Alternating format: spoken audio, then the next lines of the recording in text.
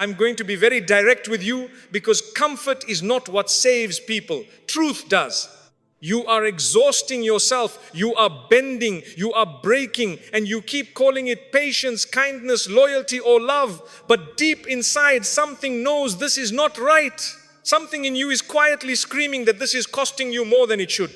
You were not created to be consumed by people. You were not sent into this world to disappear for the comfort of others. And if you don't wake up now, you will look back one day and realize you gave your life away to people who would never have done the same for you. Listen to me carefully, because this is where many sincere people get confused. Patience in Islam is not weakness. Patience is strength with direction. But what many of you are practicing today is not patience at all. It is abandonment of the self disguised as righteousness. You tell yourself, Allah loves those who are patient, so you stay silent while your heart is breaking. You tell yourself, I will endure for the sake of peace, while your dignity is slowly being stripped away.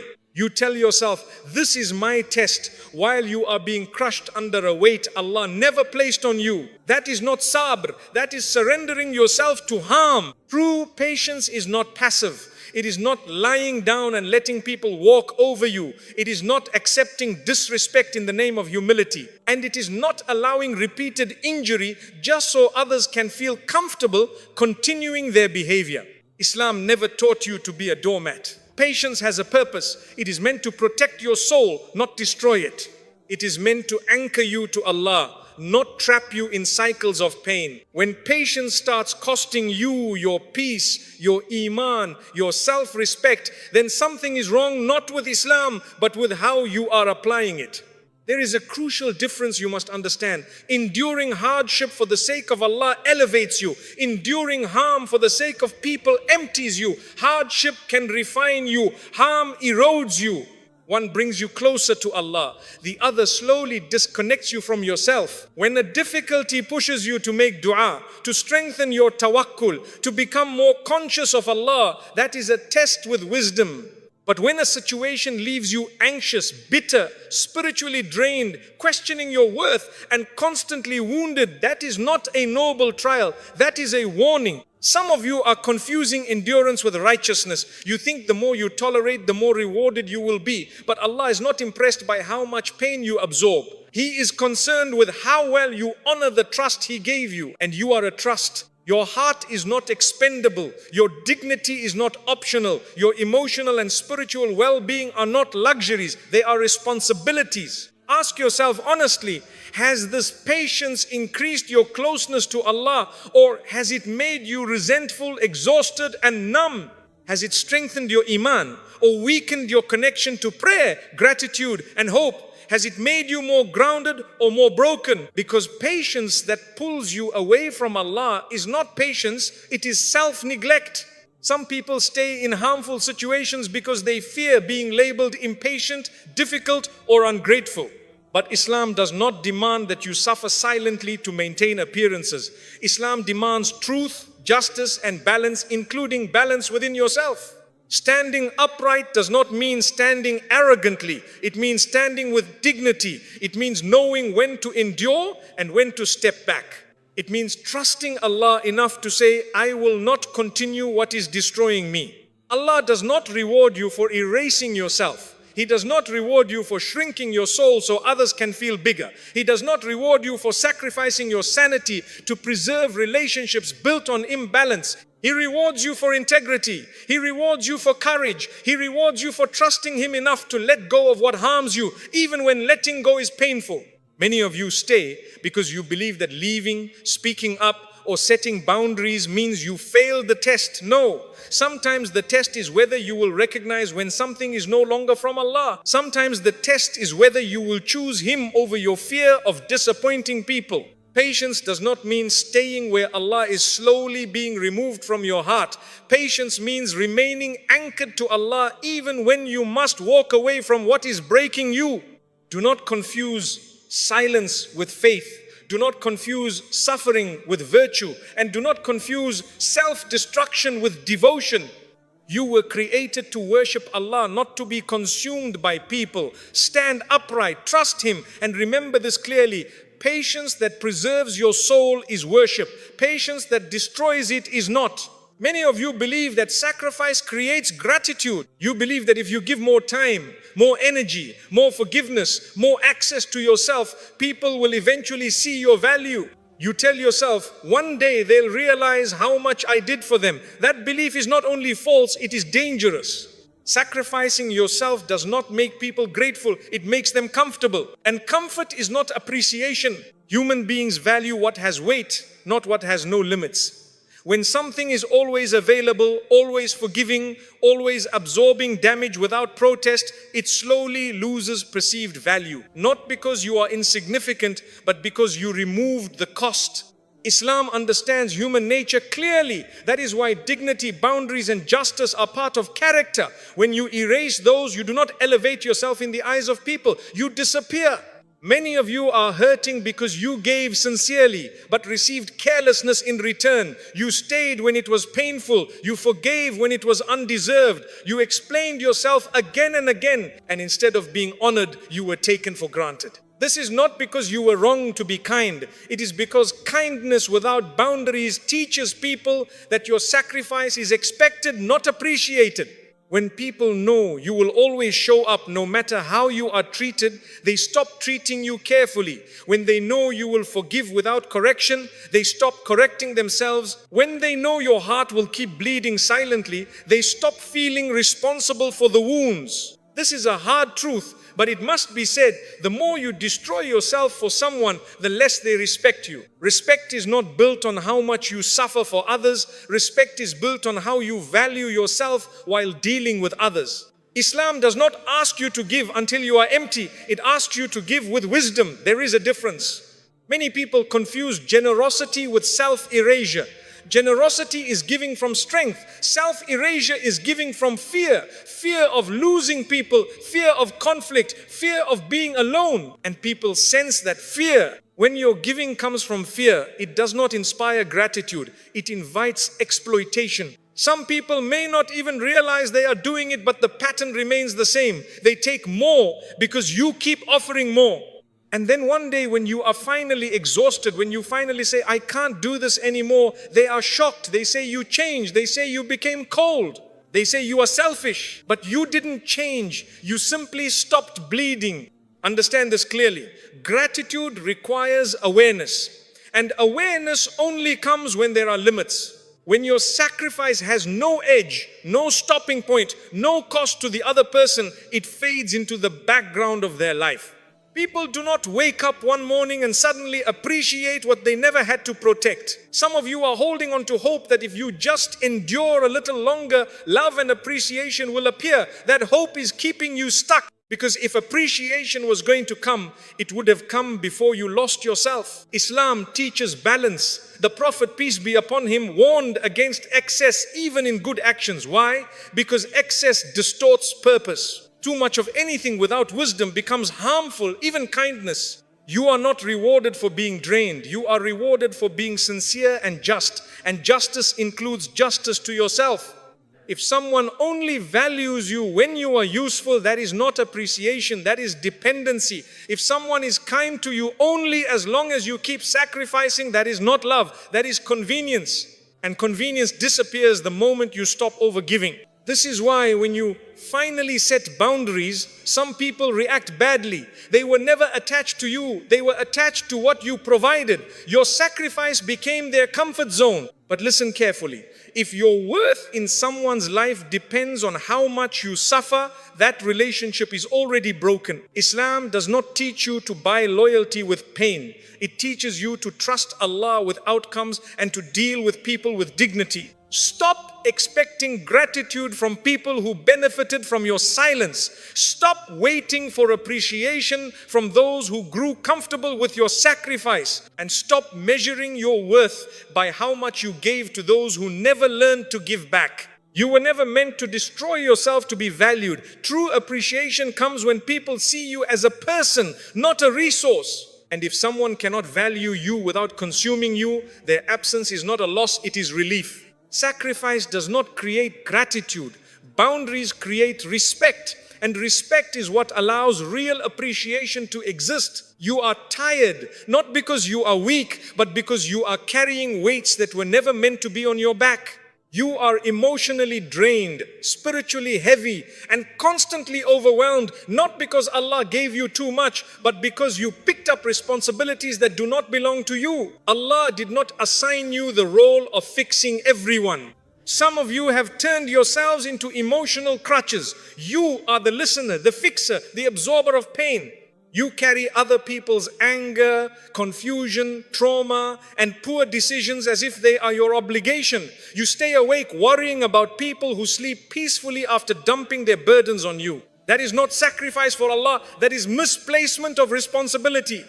Islam is very clear. Every soul is accountable for itself. Guidance comes from Allah. Change comes from Allah. You can advise, support, remind, but you cannot transform someone who refuses to move. Yet many of you are trying. You are holding relationships together alone. You are apologizing for things you did not do. You are adjusting endlessly while others remain unchanged. You are carrying guilt for outcomes that were never in your control. And slowly this drains you.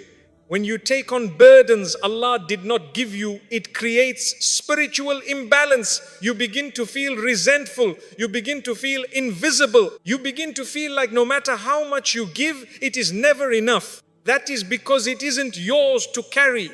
Some of you believe that if you let go, everything will collapse. That if you stop holding things together, people will fall apart. But listen carefully. If a relationship, a family, or a situation only survives because you are sacrificing yourself, then it is already unstable. You are not meant to replace Allah in people's lives. Many of you are confusing responsibility with control. You think that if someone is hurting, failing, or lost, it is your duty to save them. But Islam does not teach you to take responsibility for results, only for effort within limits. When effort turns into obsession, when care turns into self-erasure, when concern turns into constant anxiety, you have crossed a line, and that line is costly. Carrying what Allah did not assign weakens your tawakkul. You start relying on yourself instead of trusting Allah with outcomes. You start feeling like everything will fall apart if you stop trying. That is a dangerous place to be spiritually. Allah does not need you to exhaust yourself to keep the world functioning. Some of you are holding on to people because you feel guilty. You feel guilty for their pain, their past, their struggles. But guilt is not guidance. Guilt is not wisdom. And guilt is not a reason to destroy yourself. You can care without carrying. You can love without bleeding. You can support without suffocating yourself. And this is where many people struggle, because letting go feels like abandonment. But there is a difference between abandonment and boundaries. Boundaries say, I care, but I cannot carry what is not mine. Abandonment says, I don't care at all. Islam teaches boundaries. When you keep absorbing what belongs to others, you block their growth. You prevent them from facing consequences. You delay their accountability. You unintentionally enable stagnation. Sometimes the most merciful thing you can do is step back and let people confront their own responsibility. Allah did not make you responsible for outcomes. He made you responsible for intention, effort, and truth. Everything beyond that belongs to Him. Ask yourself honestly, are you helping or are you controlling? Are you supporting or are you compensating for someone else's lack of effort? Are you serving Allah or are you trying to play a role Allah never assigned? Because when you play savior, you burn out. And burnout does not make you righteous, it makes you empty. Many people reach a point where they feel spiritually numb. They pray but feel nothing. They give but feel resentful. They serve but feel unseen. And they wonder why. Often it is because they have been pouring themselves into places Allah never told them to pour. Your energy is an amana. Your emotional strength is an amana. Your time is an amana. You will be asked how you used them. You will not be rewarded for carrying what Allah did not give you, but you will be rewarded for trusting Him enough to put it down.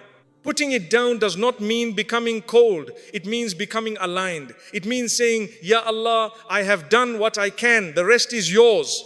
And when you finally stop carrying burdens that are not yours, something changes. Your chest feels lighter. Your prayers feel clearer. Your heart feels more present.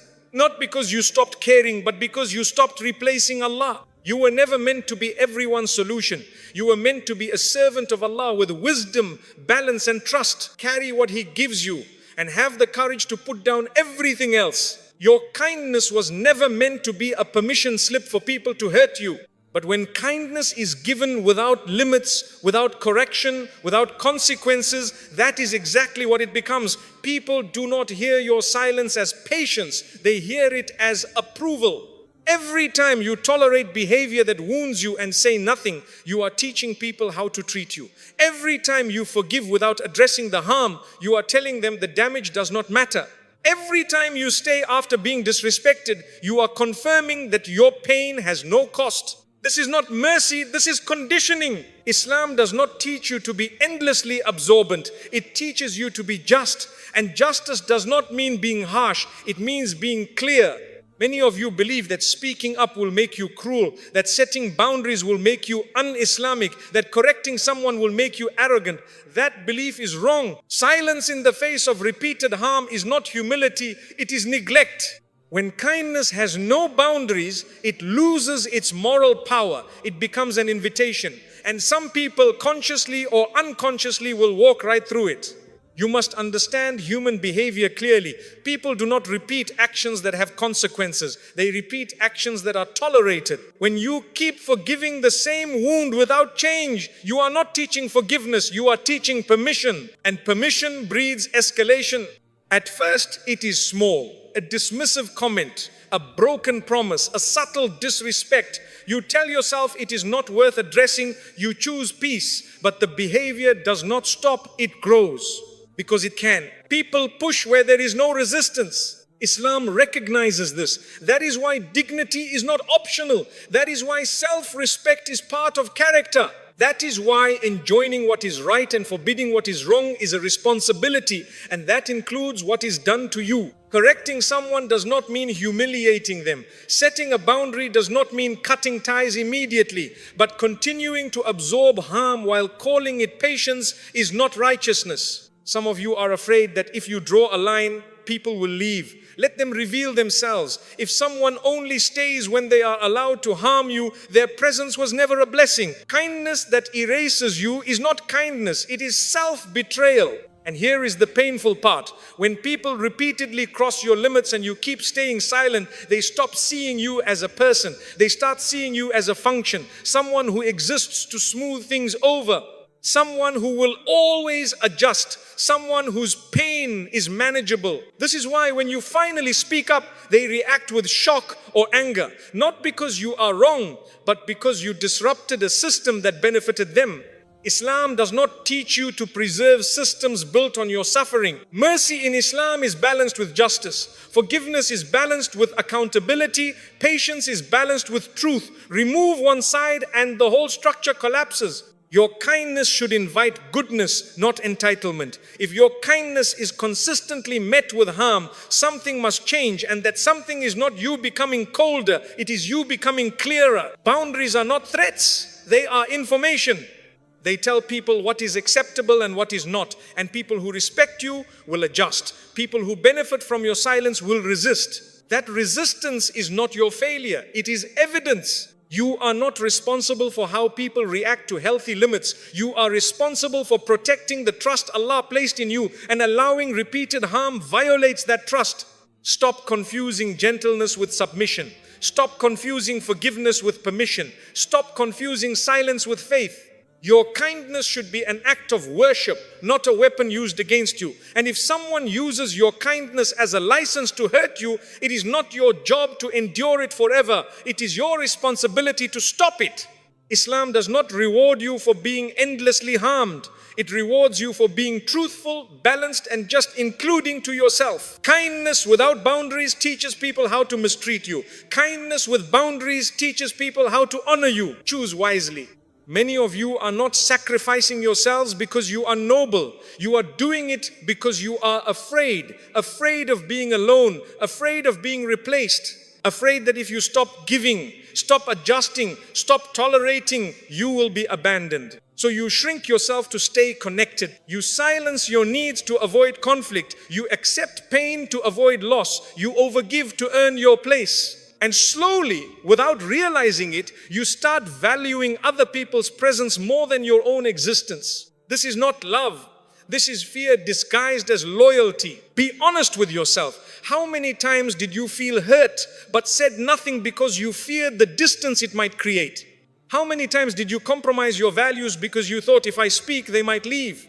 How many times did you feel something was wrong but stayed because leaving felt more terrifying than staying? That fear is costing you yourself. When you fear losing people more than losing your dignity, you begin to negotiate your worth. You start telling yourself, maybe I'm too sensitive, maybe I'm asking for too much, maybe I should just endure. But what you are really saying is their presence matters more than my pain. And that belief slowly breaks you. Islam does not teach you to cling to people at the cost of your soul. It teaches you to anchor yourself to Allah, because people are temporary. Their approval shifts, their moods change, their loyalty is conditional. Allah is not. When your heart becomes more attached to people than to Allah, fear enters, because deep down you know people can leave at any moment. So you try to control that outcome by overgiving, over-functioning, and over-sacrificing. But control through self-erasure never works. If someone stays only because you are silent, exhausted, and constantly available, that is not security, that is dependence. And dependence collapses the moment you try to breathe. Many of you think, if I set boundaries, they will walk away. Listen carefully. If boundaries cause someone to leave, they were not attached to you, they were attached to the version of you that did not resist. A relationship that requires you to disappear in order to survive is not a relationship. It is captivity. You fear being alone, so you choose to be unseen instead. But loneliness does not begin when people leave.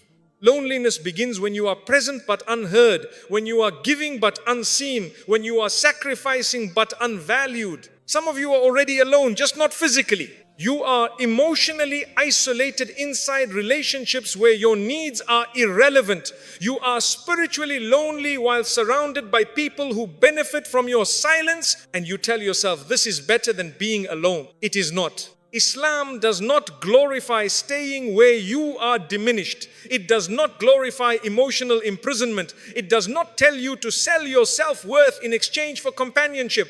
Allah is Al-Wadud. He is the most loving. When you cling to people out of fear, you are saying, without realizing it, that you do not trust His provision of connection, love, and support.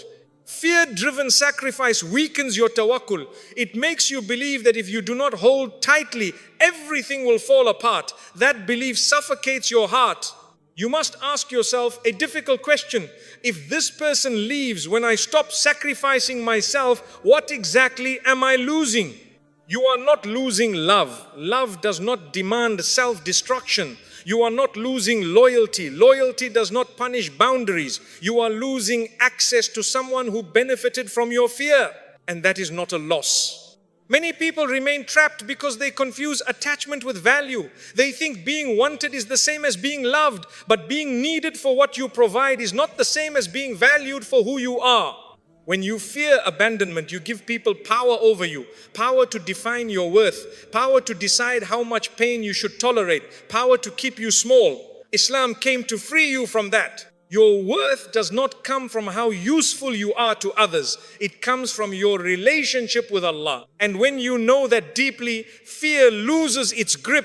Yes, setting boundaries may cause some people to distance themselves. That distance is not punishment. It is clarity. It shows you who was connected to you and who was connected to your sacrifice. You are not meant to beg for space in people's lives by bleeding for it. Being alone with dignity is lighter than being surrounded while erased. Silence with Allah is safer than noise with people who consume you. Stop choosing people at the cost of yourself. Stop calling fear love. Stop mistaking endurance for loyalty. The moment you choose Allah over the fear of losing people, something shifts. Your chest relaxes, your prayers become honest again, your heart feels less desperate and more anchored. Because you were never meant to live afraid of abandonment. You were meant to live in trust. And trust begins when you realize this truth. Anyone who requires you to lose yourself in order to stay was never meant to stay. Let them go.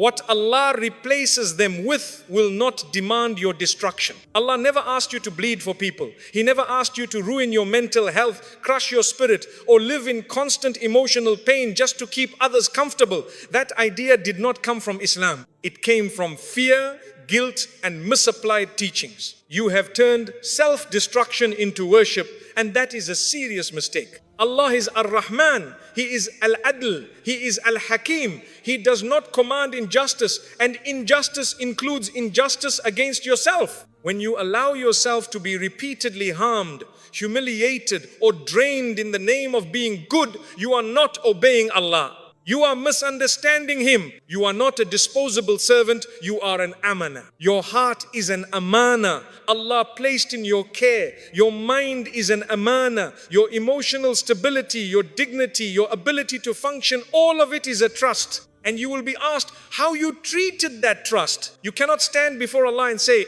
I destroyed myself for them and expect that to be rewarded. Allah did not give you life so you could hand it over to people who misuse it. Some of you think suffering automatically equals reward. That belief is dangerous. Not all suffering is noble. Not all pain is purification. Some pain is simply damage, and Islam does not glorify damage. When Allah tests you, the test draws you closer to Him. It increases your humility, your prayer, your reliance. But when a situation pulls you away from Allah, makes you bitter, resentful, spiritually numb, constantly anxious, that is not a test you are meant to endure indefinitely. That is a sign you are out of balance. Allah does not ask you to remain in places where your soul is slowly dying. Many of you are exhausted because you believe leaving, speaking up, or setting boundaries is sinful. You think protecting yourself means you lack patience. You think choosing distance means you lack mercy. That is false. Islam teaches mercy, but never at the expense of justice. Islam teaches forgiveness, but never at the expense of accountability. Islam teaches patience, but never at the expense of your soul. Even the Prophet, peace be upon him, withdrew from harm. He set limits. He walked away from people and places that caused unnecessary damage. Strength in Islam is not endless endurance. Strength is wisdom. You must understand this clearly. Allah does not need you to suffer to prove your sincerity. He sees your intentions without you destroying yourself. Some of you are staying in harmful situations because you think if I leave, Allah will be displeased. No. Allah is displeased when His servants are oppressed, even when the oppression comes from themselves. Yes, there are times when patience is required. Yes, there are times when endurance is rewarded. But there is also a time to step back, a time to protect yourself, and a time to say, this is not what Allah wants for me. If something repeatedly violates your dignity, drains your iman, and leaves you emotionally broken, you must question whether staying is truly obedience or fear-wearing religious language. Allah is not asking you to sacrifice your sanity to keep people comfortable. He is asking you to worship Him with clarity, balance, and truth. And here is something many people do not want to hear. Sometimes the most obedient act is walking away. Walking away from what corrupts your heart, walking away from what normalizes injustice, walking away from what turns you into a shadow of yourself. You do not need permission from people to protect what Allah entrusted to you. Some of you feel guilty for wanting peace. You feel guilty for wanting space. You feel guilty for choosing yourself. That guilt did not come from Allah. Allah does not burden a soul beyond what it can bear, and He does not ask a soul to bear what destroys it. Ask yourself honestly, has staying made you better or bitter? Has it brought you closer to Allah or further away? Has it strengthened your character or hollowed it out? Islam is not about martyring your mental health. It is about aligning your life with truth. You are allowed to say no. You are allowed to step back. You are allowed to protect your heart. You are allowed to choose environments where your iman can breathe. That does not make you selfish. It makes you responsible. Allah never asked you to bleed for people. He asked you to stand for truth. And truth includes this: your life has value beyond what you can give away. Serve Allah. Be kind. Be patient. Be merciful. But do not destroy yourself to do it. Because Allah does not need your suffering. He wants your sincerity. And sincerity does not require self-annihilation. The moment you stop sacrificing yourself, clarity arrives. Not slowly, not gently, suddenly, like light entering a dark room. And many people are afraid of this clarity because it reveals truths they were avoiding. When you stop overgiving, you stop explaining yourself endlessly, you stop fixing what isn't yours, something becomes very clear: who valued you and who only valued what you provided. This is why many people never stop sacrificing. They are afraid of what they will see. When you pull back, some people panic. They ask what's wrong. They accuse you of changing. They pressure you to return to who you were. Not because they miss you, but because they miss the comfort your sacrifice gave them. And some people disappear completely. Let them. Their absence is information. Clarity does not come to punish you. It comes to free you. But freedom is uncomfortable at first because it strips away illusions. You finally see which relationships were mutual and which were transactional. Which connections were built on care and which were built on your silence. This clarity hurts, but it heals. Many of you stayed stuck because everything felt confusing. You didn't know if you were being unfair. You didn't know if you were wrong. You kept questioning yourself. Over-sacrifice creates confusion because it disconnects you from your own intuition. But when you stop bleeding for people, your inner voice returns. You start thinking clearly again. You start praying with honesty instead of exhaustion. You stop asking, what's wrong with me? And start asking, why was I tolerating this? And that question changes everything. Some of you fear that setting boundaries will make you lonely, but listen carefully. Clarity does not create loneliness, it reveals it. Many of you were already lonely, just surrounded. You were alone in conversations, alone in effort, alone in care, alone in accountability, and you mistook that imbalance for connection. When you stop sacrificing yourself, you may feel a temporary emptiness. That emptiness is not loss, it is space. Space for peace, space for sincerity, space for relationships that do not require your destruction. Allah removes people when they block your growth. And He does it gently at first. He sends discomfort, He sends unease, He sends moments where your soul feels heavy. If you ignore those signs and keep sacrificing, the removal becomes clearer. This is mercy even when it hurts. Some of you think clarity means becoming hard, cold, or detached. No, clarity makes you honest. It makes you grounded. It makes you aware of what you can give without losing yourself. When you stop sacrificing yourself, your giving becomes sincere again. It is no longer driven by fear, guilt, or desperation. It is driven by choice. And choice is powerful. You no longer give to be kept. You give because it is right. You no longer stay to avoid abandonment. You stay where there is mutual care. You no longer chase appreciation. You accept it where it exists and release it where it doesn't. This is when your life becomes lighter. Not because you have fewer people, but because you have fewer illusions. Many of you fear that if you stop sacrificing, Allah will not replace what you lose. That fear comes from weak trust, not reality. Allah is Al-Kareem. He does not remove without replacing. He does not close a door without opening one that protects you better. But replacement does not always come immediately. Sometimes Allah gives you space first to heal, to reconnect with yourself, to rebuild your relationship with Him without noise. And in that space, something important happens. You remember who you are.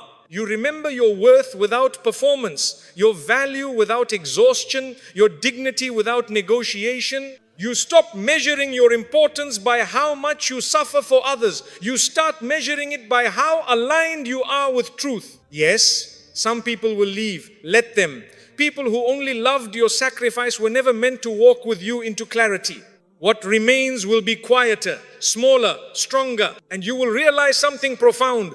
Peace was never waiting for people to change. Peace was waiting for you to stop abandoning yourself. Stop sacrificing yourself for people who would not do the same. Not out of anger, not out of bitterness, but out of obedience to Allah. Because choosing yourself when it means choosing truth, balance, and dignity is not selfish. It is alignment. And alignment is where clarity lives. When you choose Allah over fear, clarity becomes your companion. And once you see clearly, you will never go back to living in the dark just to keep others comfortable. Let me leave you with this, and I want you to carry it with you. You were not created to be exhausted, invisible, and broken in the name of goodness. Allah did not design you to disappear so others could remain comfortable. He created you with dignity, balance, and purpose. Stop confusing suffering with sincerity. Stop calling self-destruction patience. Stop thinking Allah is pleased when you abandon yourself. Choose Allah over people. Choose truth over fear. Choose dignity over desperation. When you stop sacrificing yourself for those who would never do the same, you are not losing love, you are losing illusion. And what Allah replaces illusion with is always lighter, purer, and more real. Stand upright, trust Him, protect what He entrusted to you, because you matter not for what you give away, but for who you are before Allah.